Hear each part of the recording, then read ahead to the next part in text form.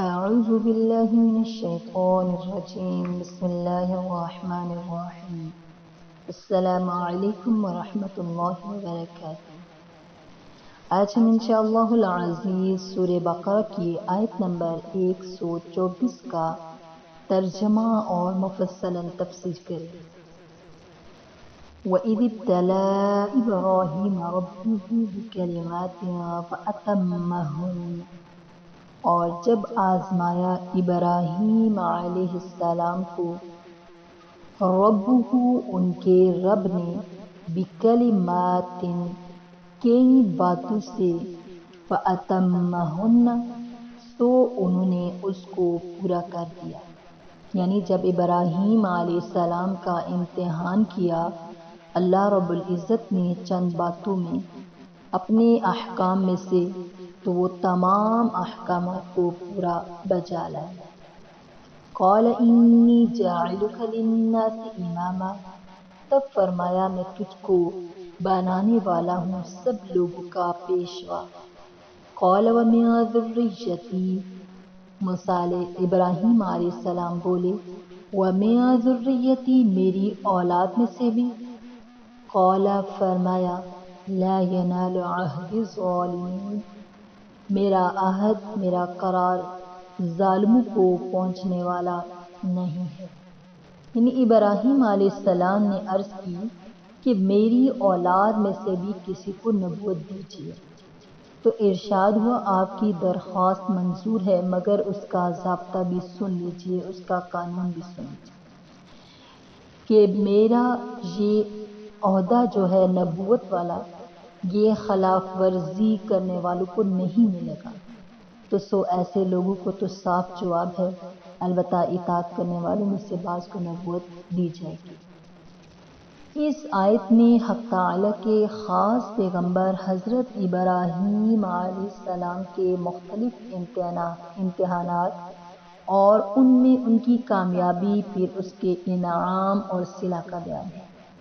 اور پھر جب حضرت خلیل اللہ علیہ السلام نے از راہ شفقت اپنی اولاد کے لیے بھی اس انعام کی درخواست کی، تو انعام پانے کا ایک ضابطہ ارشاد فرمایا گیا، جس میں حضرت خلیل اللہ علیہ السلام کی درخواست کی منظوری مشروط صورت میں دی گئی کہ یہ انعام آپ کی ذریت کو بھی ملے گا، یعنی آپ کی اولاد کو ملے گا، مگر جو لوگ ذریت میں سے یعنی اولاد میں سے نافرمان اور ظالم ہوں گے وہ یہ انعام نہیں پا سکیں گے۔ حضرت خلیل اللہ علیہ السلام کے عظیم امتحانات اور مضامین امتحانات، یہاں چند باتیں غور طلب ہیں۔ سب سے پہلی بات یہ ہے کہ امتحان کسی شخص کی قابلیت معلوم کرنے کے لیے لیا جاتا ہے، اور اللہ تعالی علیم اور خبیر ہے، کسی بھی شخص کا کوئی حال یا کمال ان پر مخفی نہیں۔ پھر اس امتحان کا مقصد کیا تھا؟ دوسرا یہ کہ امتحان کس کس عنوان سے لیا گیا۔ تیسرا، کامیابی کس صورت اور کس نوعیت کی رہی۔ چوتھا یہ کہ یہ انعام کیا دیا گیا اور اس کی حیثیت کیا ہے۔ پانچواں یہ کہ اس انعام کے لیے جو ضابطہ مقرر کیا گیا ہے اس کی کچھ تفصیل آپ کے سامنے میں رکھوں۔ ان پانچوں سوالات کے جوابات آپ کے سامنے تفصیلاً رکھوں گی۔ جو سب سے پہلی بات تھی کہ امتحان کا مقصد کیا تھا، قرآن کے ایک لفظ ربہ نے اس کو حل کر دیا، جس میں یہ بتلایا گیا ہے کہ اس امتحان کے ممتحن یعنی امتحان لینے والے خود اللہ جل شانہ ہیں، اور ان کے اسماء حسنہ میں سے اس جگہ لفظ رب لا کر شان ربوبیت کی طرف اشارہ کر دیا گیا ہے، جس کے معنی ہے کسی چیز کو آہستہ آہستہ درجہ کمال تک پہنچانا۔ تو مطلب یہ ہوا کہ ابراہیم علیہ السلام کا یہ ابتلا یعنی یہ جو آزمائش تھی، امتحان تھا، کسی جرم کی پاداش میں یا نامعلوم قابلیت کا علم حاصل کرنے کے لیے نہیں تھا، بلکہ شان ربوبیت اور شان تربیت اس کا منشا ہے کہ ان آزمائشوں کے ذریعے اپنے خلیل علیہ السلام کی تربیت کر کے ان کے درجات اور مقامات تک پہنچانا مقصود ہے۔ پھر اس جملے میں مفعول کو مقدم اور فاعل کو مؤخر کر کے یوں ارشاد فرمایا، وَإِذِ ابْتَلَىٰ إِبْرَاهِيمَ رَبُّهُ، اس میں حضرت ابراہیم علیہ السلام کی جلالت شان کو اور نمایاں فرمایا گیا۔ دوسرا سوال یہ کہ امتحان کس عنوان سے لیا گیا؟ اس کے متعلق قرآن شریف میں تو صرف کلمات کا لفظ آیا ہے، اور اس لفظ کی تفسیر اور تشریح میں حضرات صحابہ رضی اللہ تعالی عنہم اور تابعین رحمۃ اللہ کے مختلف اقوال ہیں۔ کسی نے احکام الہیہ میں سے 10 چیزیں شمار کی، کسی نے 30 بتلائی ہیں، اور کسی نے کچھ کم و بیش دوسری چیزیں بتلائیں، لیکن حقیقت یہ ہے کہ ان میں کچھ اختلاف نہیں۔ وہ چیزیں سب کی سب ہی حضرت خلیل اللہ علیہ السلام کے مضامین امتحان میں ہیں۔ تو ائمہ تفسیر اور ابن جریر رحمۃ اللہ اور ابن کثیر رحمۃ اللہ کی بھی یہی رائے ہے۔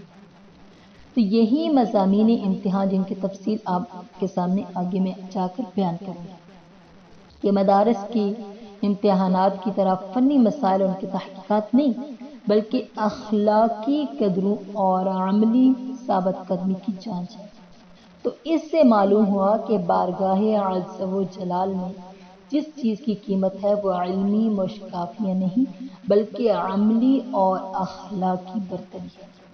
اب ان مضامین امتحان میں سے چند اہم چیزیں میں آپ کے سامنے رکھتی ہوں کہ حق تعالیٰ کو منظور تھا کہ حضرت ابراہیم علیہ السلام کو اپنی خلت اور خلعت خاص عطا فرمائے، تو اس لیے ان کو سخت امتحانات سے گزارا گیا۔ پوری قوم کی قوم، حتیٰ کہ اپنا خاندان، سب کے سب بت پرستی میں مبتلا تھے۔ سب کے عقائد اور رسوم جو ہے وہ مختلف، ایک دین حنیف ان کو عطا کیا گیا، اور اس کی تبلیغ اور قوم کو اس کی طرف دعوت دینے کا بار گراں آپ پر ڈالا گیا۔ تو آپ نے پیغمبرانہ جرت اور ہمت کے ساتھ بے خوف و خطر قوم کو خدائے وحدہ لا شریک لہ کی طرف بلایا۔ تو بت پرستی کے شرمناک جو رسم تھی، ان شرمناک رسم کی خرابیاں مختلف عنوانات سے بیان کی ہیں کہ عملی طور پر بتوں کی خلاف جو ہے وہ جہاد کیا، پوری قوم کی قوم آمادہ جنگ اور جدال ہوگی۔